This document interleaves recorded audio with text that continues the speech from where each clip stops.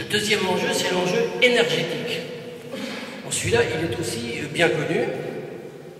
Là aussi, c'est un problème de stock et de flux.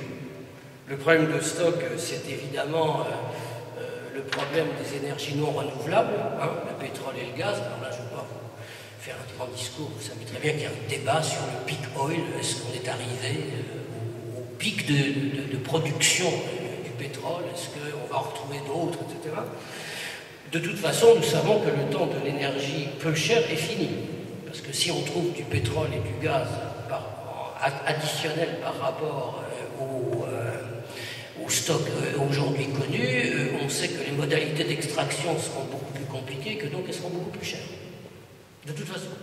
De toute façon. Il y a, bien entendu, après, la crise des énergies renouvelables. Je dis la crise des énergies renouvelables parce que je mets le nucléaire dans le renouvelable, ce qui est contestable, puisque le nucléaire est basé sur, pour le moment, sur l'uranium, qui est une ressource non renouvelable. Enfin, disons que c'est renouvelable.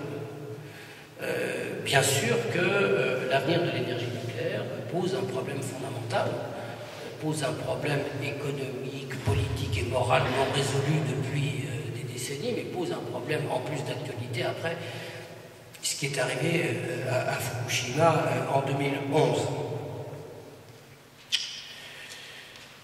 Ces stocks d'énergie non renouvelable, il ne vous a pas échappé qu'ils ne se trouvaient pas partout et que pour un ou deux endroits paisibles comme la mer de Norvège, ou la mer du Nord, où il n'y en a plus d'ailleurs, le reste se trouvait au Moyen-Orient,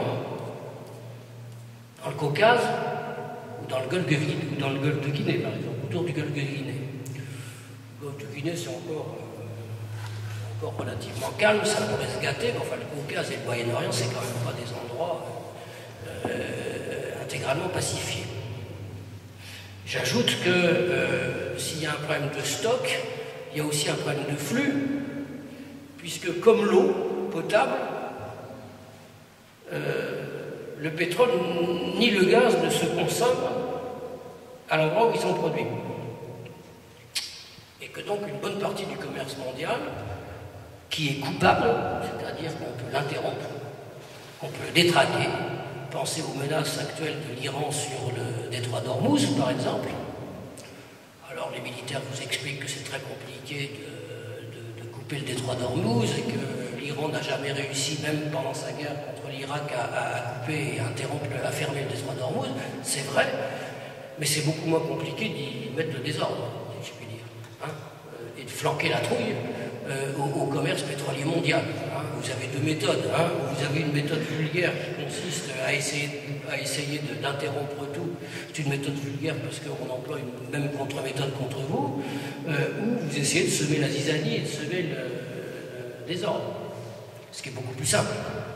Autrement dit, ces flux, ce commerce mondial des énergies, ces flux sont éminemment vulnérables également.